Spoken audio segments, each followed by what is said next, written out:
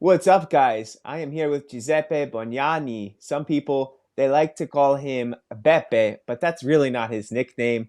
I call him G Just Juve. What's going on, Giuseppe? How are you? I'm super doing well. I'm super happy and also really honored to be on your channel, Wayne. Super thank you Uh, for the invite. Thank you, man. It's guys like you which I try to aspire to. I see how well and clean your pages are, and I mean, I look at your background. I feel like I'm in the Juventus locker room. I don't know if that's I, a good thing. I understand. I worked a lot for that. You know what was the most difficult part of the background? What the Convincing my wife. Ah, yeah, I think same on my background there. Oh man, what I didn't realize in the before we were just talking. What type of T-shirt do you have on? This one? Yeah, I like that. It's not football related. Yeah, I bought it in Greece. You have here a beautiful boom bomb design, bomba. and it was really funny because the first time I have put it when I came back from holiday, some people told me, "Beppe, you have put the tattoo of Brozovic on your shirt." And since I'm always hesitant if I have to put it on when I'm recording or not. That's funny. Yeah, at least it's not a NFT or whatever Brozovic has been up to. Um, so obviously we're previewing Juventus versus Roma. Roma making the trip up to Torino. And I think both of us are probably not nervous, but looking at our teams and wanting a little bit better from both of them. You know, Roma has had their attacking issues. They haven't had an attacking player score yet this season. They haven't played the strongest competition with Salernitana and Cremonese. Meanwhile, Juventus, they stalled recently to Sampdoria after a big home opener. So now I feel like we're both caught in this situation, but I have some questions prepared for you on my iPad. And first of all, I should have announced that you are doing something really special in the past year or so, where you've been the host for Juventus's Twitch channel. You are one of the most recognized Juve fans in the world.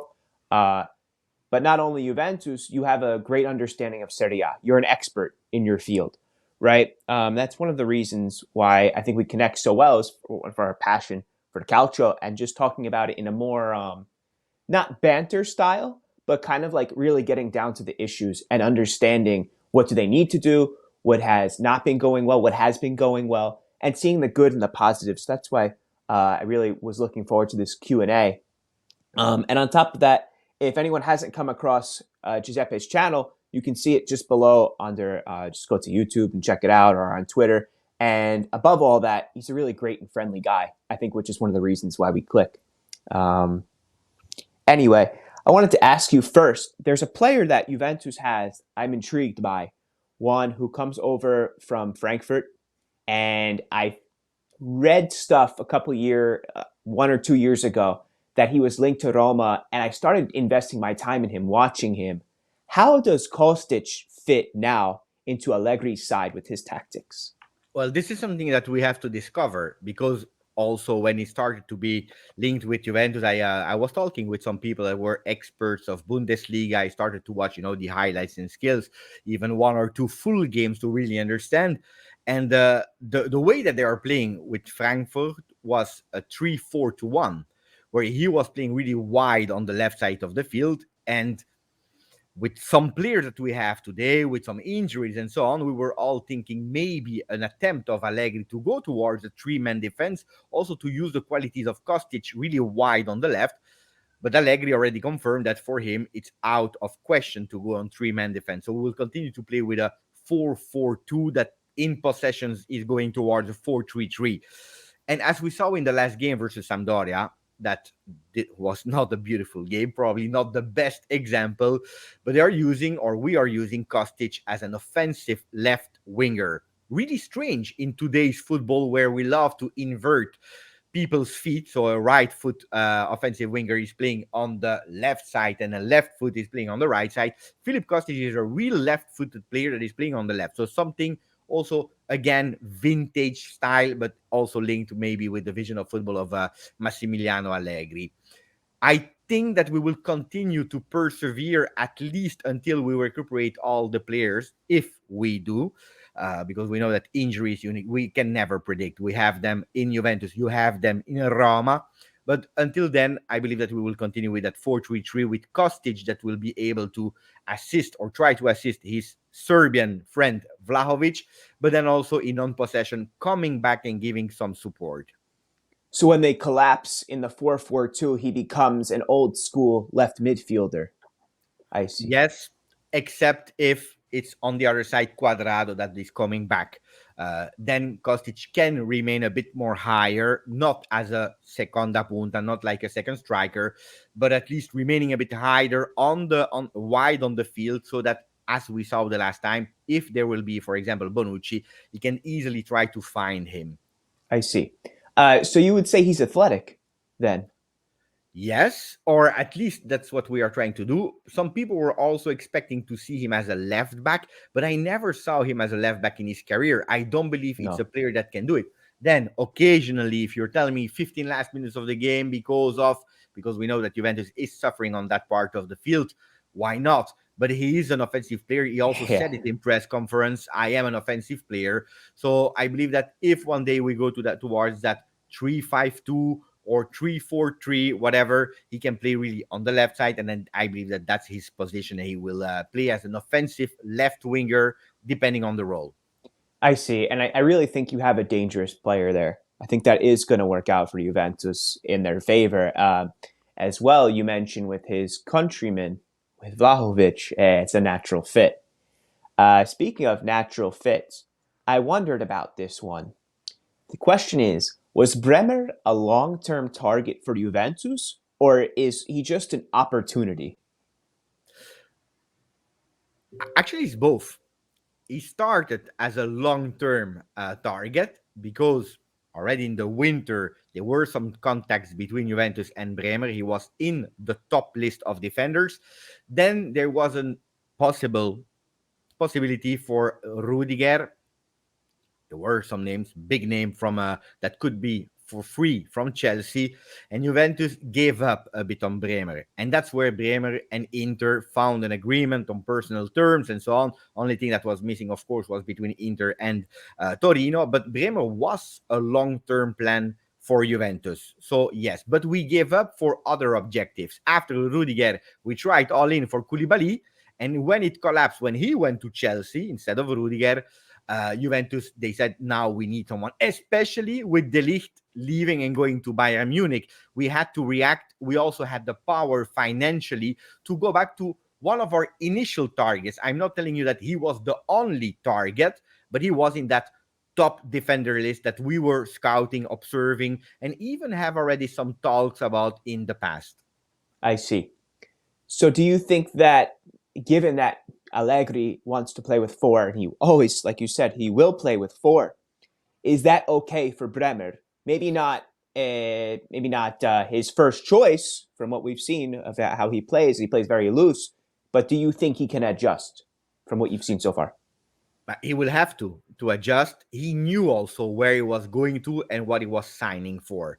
I believe personally, but that's my own opinion, that Juventus at the moment with the material we have at disposal could play better with a three-man defense, because you are using an old school Bonucci again, and you're helping Bonucci with a three-man defense. Bremer as well. You can use a Kostić. You can use three midfielders. And at the moment, you don't even have Chiesa. So you don't really need to rely on these too much or too many offensive wingers there. You can play with a seconda punta. But anyway, we are playing with four. The only problem, on top of going from a three-man to a four-man for Bremer, is that he's playing on the left center of the defense, which for him, and we clearly saw it versus Sampdoria, if he needs to rebuild from the back because the midfielders are not present, he needs every time to take that ball and put him on the right side of his foot to actually go and try to find the way. And that's why a lot of time we saw these passes between Rugani, Bremer, Rugani, also because in the first initial minutes of the game, he's doing a big mistake on him, 75%, 25% on Alexandro. And I believe also joining a club like Juventus without Bonucci that could potentially reassure them and taking that leadership role, I think that he was scared to do some mistakes, not feeling 100% at his ease in that new position of left center of the defense. it was a bit too much, and Bremer didn't perform as good as versus Sassuolo. Doesn't mean that Bremer is a bad player. He's a great player and he has a lot of great characteristics, but he will also need some time, which is totally normal. Now, one thing important that he said in press conference was all the big teams are playing with four-man defense. And this is something I have to adapt to if I want to become the best defender. I'm speaking with Giorgio Chiellini. I'm watching some videos together with Bonucci to understand how I can adapt and really fast becoming also really great on that new position I am playing with. I wonder why that is. You mentioned that Bremer says that all the big teams are playing with four at the back. Yet I almost felt that in the past 5 years there was a shift to playing with three at the back. So I'm wondering, is it just because the 4-2-3-1 has become so specialized and teams have gone on from like maybe 10 years ago, everyone wanted to play like Barcelona. And now teams are just taking more of like, I don't know, would you call it like a Dutch strategy in a way, like a total football? I don't know, also because I was watching some games and actually it's partially correct and partially incorrect what he's saying, because we also see some big teams playing with three-man defense. Look at Chelsea is a big example of three-man defense, but also now Tottenham that is trying to insist also with three-man depending the games. Roma. So Roma. So I don't really that It's there is not a totally myth, true. there is Yeah. a legend, there is a myth that three-man defense doesn't win in Europe.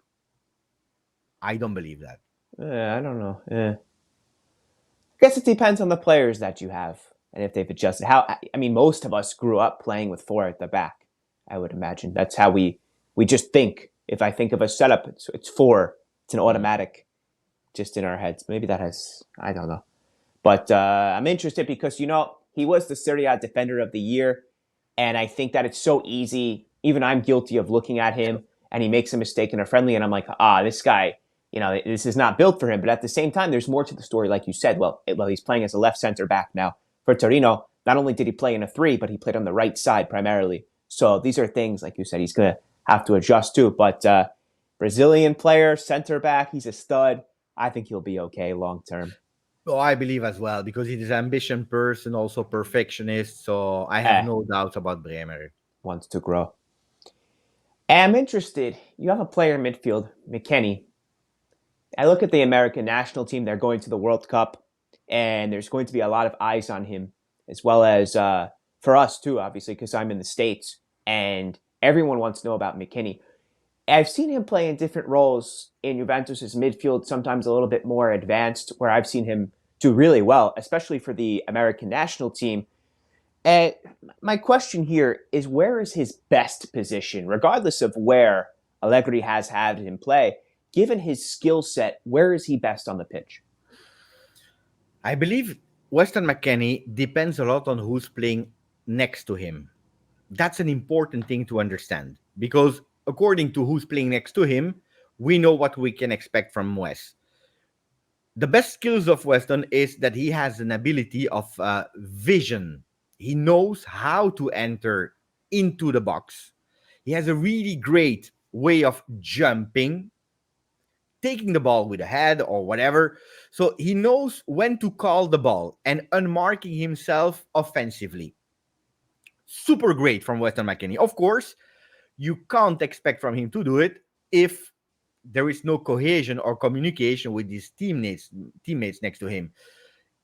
It's a player that if you are playing a 4-3-3, for example, or 3-5-2 or whatever, he's the right mezzala. He's a player that is playing on the right side as a box-to-box. That's where he performed the best if you have a bit more defensive midfielders next to him. A real regista, a real number 6, a brain there that is holding and being that defensive midfielder, and also a left box to box that instead of doing these calls is remaining a bit there as well. Then you have a really great performing Weston McKennie, according to me, when he doesn't have to do both phases. He can do them. It's not that he can't do it, but if he has to focus too much on tactic, sometimes he's going out of control and he's losing himself into the game. And we see it when he receives too much tactical tasks from in the past Pirlo, now Allegri. If it's too much for him, he's kind of doing a burnout and he disappears himself. That can be a danger also because it's a real anarchico. How do we say anarchic player? So a player that is doing a bit what he wants to do. Eh. That's I've good never. because What's the word in Italian? I've never heard that. anarchico, it means anarchy. You know, when you Ah, are, how do you say the word? yeah. Like free thinking, like Free without think, yeah, without a control. free-minded player, and it can be really great because the opponents, they don't know what he will do, so you have that surprising effect. The problem is that sometimes his own teammates has no idea about he will do, and can put us a bit on difficulty. But I believe it's in three phases. The first one with Pirlo was a surprising, positive, surprising Weston McKennie at Juventus that nobody was expecting. Second phase was last year, where he started really bad because of a coach of as Allegri that is asking him probably too much, but he was also smart to adapt and to show us really great things last year until the injury. But now it's the third season. I believe that it's the season where Weston, he will need to show if really yes or no he's able to stay in a top club in Europe, or at least in Serie A. Ah, mm. See what happens with the World Cup then. If you're saying that this is like his year to really make himself. So the last general question about Juventus before we move on to the match. It's been a season, not even a full season, a half a season, and summer training. Is it too early to say that Vlahovic has adjusted to Juventus yet? Oh yeah, I see a lot of some criticism, some Chiacchiere. uh, about Dushan, but for me, it's really too early because he arrived last year. Actually, he should have arrived in the summer. We already anticipated.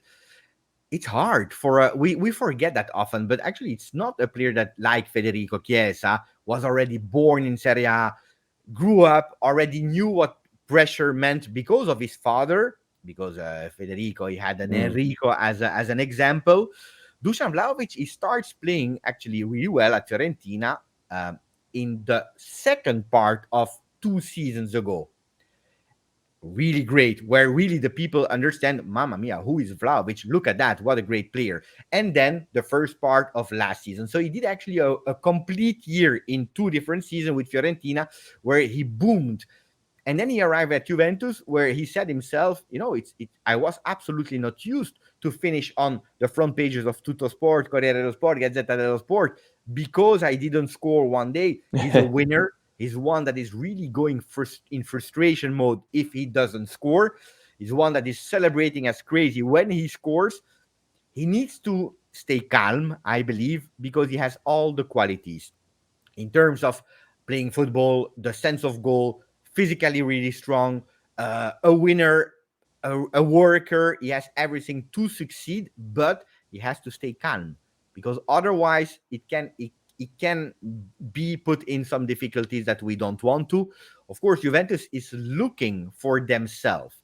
They are trying to understand what is the new Juventus, where are we going to, what do we want to become, and how can we become the thing that we want to. And it's a search mode where also Dusan Vlahovic, he needs to understand. Of course, it's really annoying versus Sampdoria. If you see that in the first 45 minutes, he's able only to touch 3 balls, in the total game, only 9. This is not what he was expecting, but all Juventus was bad, not only Vlahovic. I don't believe that Allegri, like we are reading, is ruining Dusan Vlahovic. I don't believe in these kind of things. Of course, playing in a bigger club, he has to adapt, and Juventus has to find themselves really quickly. We were talking all summer long that at the difference of last year, we needed some people to feed Vlahovic. We went for Di Maria and Philip Kostić, waiting for Federico Chiesa. Well, Di Maria was not playing. Pogba was not playing. These players were not playing, and you had again 9 on 11, the same persons as we were playing last year. So, of course, Vlahovic had some difficulties in Sampdoria, and I don't believe that he will continue like that. But I have no doubt about him. We mentioned Di Maria and Pogba there. Given the injuries going on between both sides, who is Roma's biggest threat to Juventus? I really appreciate and like, and I believe in it's the best moment of his career is Pellegrini. Really great, fantastic player. He can do a lot, different phases, offensive, defensive. He he's in a magic moment. He can score, he can do whatever he wants to. So I believe that he's a player that we have to pay attention for. Tammy Abraham's sense of revenge because not scoring in the first 2 days of Serie A can be, but I believe, and probably it will be not what you are expecting me to say, but I believe that the biggest threat is Jose Mourinho because he knows Allegri really well. He knows Serie A really well. He knows Juventus really well. So Mourinho can be a decisive person. Eh. I hope so. We hope so. But the tactical battle between them will be very interesting. That's a major subplot here, isn't it? Roma is looking strong, but there are some gaps to their play. There are some, let's say, chinks in the armor, as they say. If you're a Juventus fan, where is Juve going to target, and what is Roma's biggest weakness? Before speaking, because I'm sure we will speak at a certain moment about La Gioia, but before speaking about Dybala, I believe that Roma's weakness until now is probably the defense, even if it's 2 clean sheets in a row as Juventus, but it's a bit the defense. If Roma wants to compete really high, they need to have the Smalling from his best time at Manchester United, not the last phase, but the peak moment of Smalling. The Karsdorp that was performing super hard and well at Feyenoord, the Ibanez that is at top form. If they are doing well for a season long, Roma can do well. But according to me, if we are looking at the 3 different phases or roles on the pitch of Roma, defensive, midfield, and offensive, I believe that can be a problem. On the other hand, you have a really great goalkeeper in Rui Patricio as well that can save some things. So I like the goalkeeper of Roma. I have him at Fantasy League, by the way. Yeah, he's stable. He's added in, I would say, a very long time, an era of uncertainty in goal. And now finally there's somebody that can calm things down. And I think, as this might be Roma's biggest weakness, it calms the defense down and it makes them more confident when you have someone like that back there. The way that Juventus plays is, of course, Roma fans do not watch week in and week out. What can we expect from the way that they will approach the match? Maybe the first half. How are they going to start this off? That's a really great question, Wayne, that unfortunately I can't answer you today because we don't know ourselves. We don't know. We saw 2 games where the first 5 minutes of Sassuolo, the first game of the season, Juventus went all in with ultra high pressing and so on. And after 5 minutes, Juventus totally disappeared. From the 5th until the 23rd minute, until the cooling break, Juventus totally disappears, giving again the ball in possession to Sassuolo, suffering at home. And they needed that cooling break for some readjustment to then start with a magic of Di Maria to win that game. Versus Sampdoria, it was even worse because Juventus was never in that game except of some flashes in the second half. So we don't know. And I tell you, the beginning of the season of Allegri that I know now since 7 seasons, even if there was a pause between the two runs, Allegri is a coach that is really strong in adapting to the other teams. Really, that's one of his best skill is he understands up front how the other teams will play and he can adapt himself to them and he will actually base his game in adapting, which is not always great because if you are doing it versus a big game like Roma, Inter, Champions League, City, and so on, you can accept it. If you're doing it versus Benevento, Venezia, Spezia, supporters are angry because they want also some DNA of Juventus. And probably that's what we are missing today, an identity of play of Juventus. We don't know what Juventus will show up in terms of behaviors, in terms of formation. We don't know if we will continue with McKennie, Locatelli, Rabiot, or if we will try to give a chance to a Rovella or a Miretti. Today we have big questions. An Allegri, you can start having real answers for him after the 6th, 7 games where we see the Opta stats from the other teams and we start to understand, okay, the other teams, when is their peak? Is it from the 15th until the 30th minute? Is it from the 75th until the 90th? Because we know that he speaks a lot about managing the game in certain parts of the game. Well, This is where Allegri is a master in his understanding after reading, I believe, these Opta stats. And to make it really short, I have no idea which Juventus will show up on Saturday. Hopefully, and that's what we all hope, a Juventus that wants to do well, because last year we were not able to beat any team that was in the top four. A season long, this is not standard for Juventus. Yeah, that's concerning. As for Roma, talk about the big four. Roma didn't come away with, I think, maybe against Napoli towards the end of the season. Other than that, no points off the big side. So But we'll see. also last year, the two games that we had, one, I was at the stadium, I saw the 1-0 of Moiskin, then the saved penalty of Szczesny in that 1-0. Then the other game was totally a crazy game, an unexpected game. But both teams, I believe that, okay, twice Juventus won. But if both games finish in a draw, I think that nobody can complain. Yeah, it's very true. Nobody would be able to complain with a 0-0 or a 1-1, something low, which keeps everybody's heart from getting two. I have one more question. No, I have two. Thoughts on Dybala? Are you Juventus fans? Do they feel a certain way against him, or is it more like we understand? I believe that you have always two parts of support, actually three parts. You have the ones that are taking the positives and the negatives, and they try to be objective with their own opinion. Then you have the ones that are really against Dybala leaving, and the ones that are totally pro Dybala leaving. But I believe it's for everything like that today in life. You see it on social media and so on. You have people that are really taking extremes. And also for Dybala, you have extremes like people that said management did finally something totally right and correct, not extending Dybala. And look, he wanted to go. He wanted to go to Inter. So even if he flops at Inter, if the deal flops at Inter, we will never forgive him because the touts was there.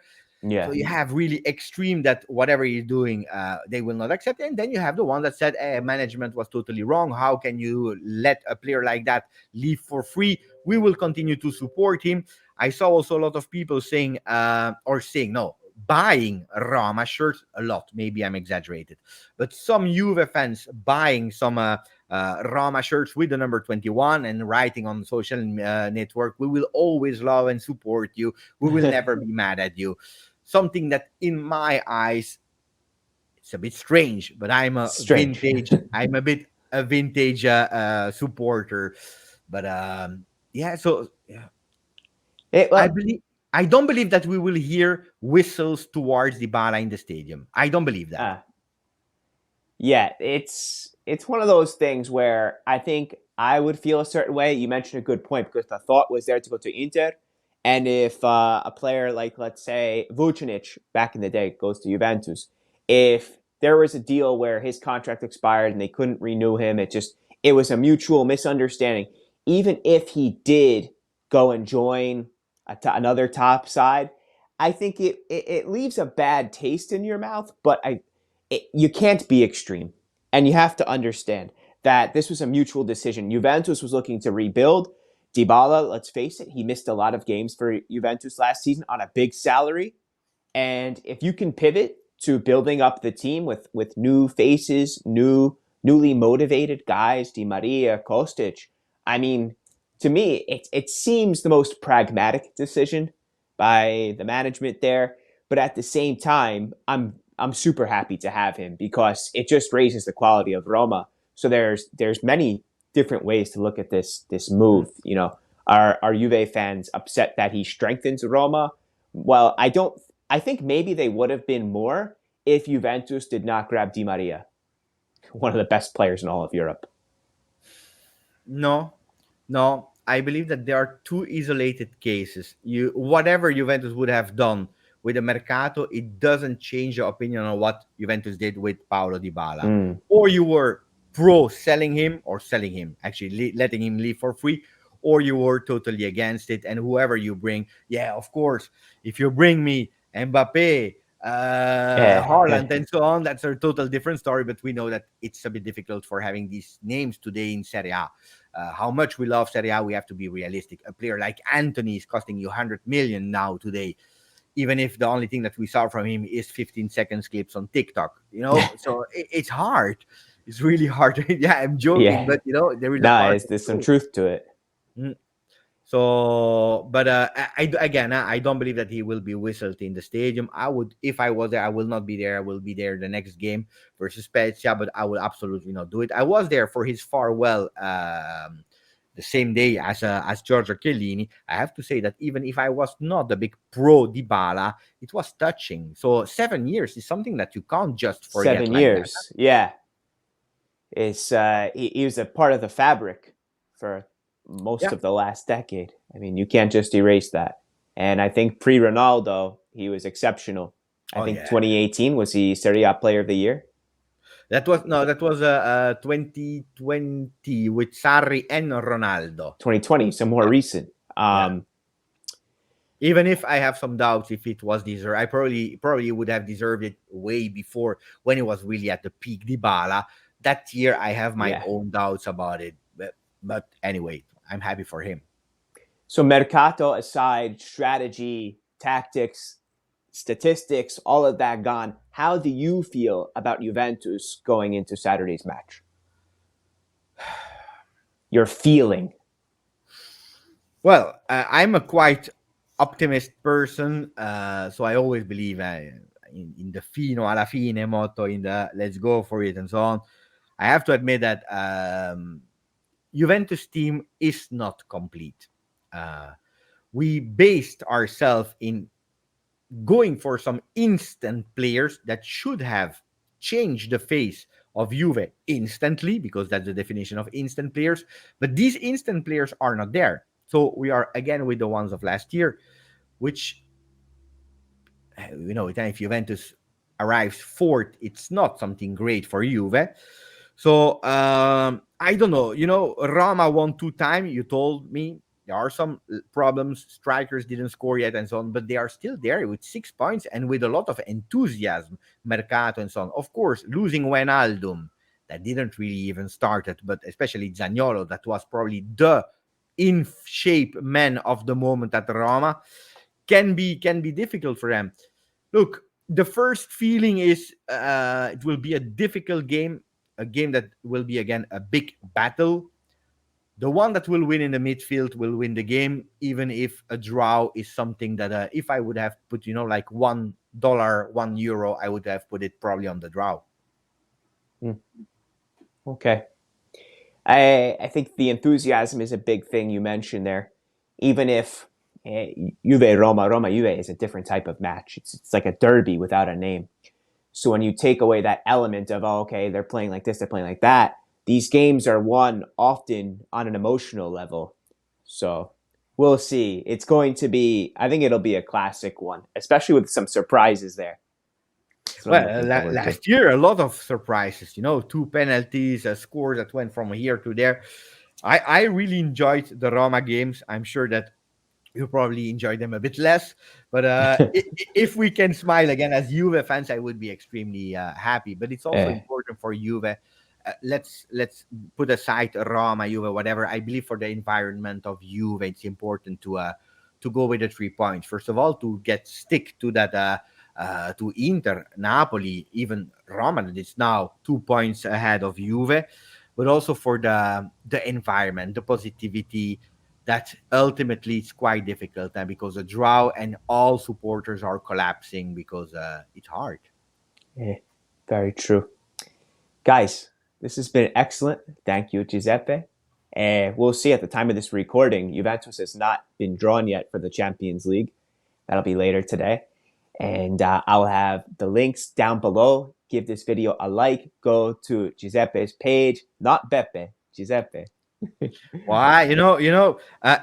I'm living in Belgium, and since I'm a kid, people had difficulties to pronounce my name, Giuseppe, because it's an Why? Italian name.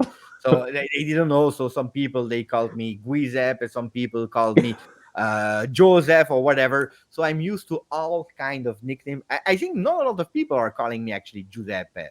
Not even my mother is calling me Giuseppe. So a few people do. So you can call me Okay. whenever you want. That's anyway, take a visit to his page in the links. Thank you, Giuseppe. We'll see what happens. I can't say FORTA Juve. I can't say anything like that. But like you said, maybe Juventus fans will be smiling. Maybe I will. It's gonna be a good one. Thank I you. can't wait for the game as well. Let's do it. Ciao, guys.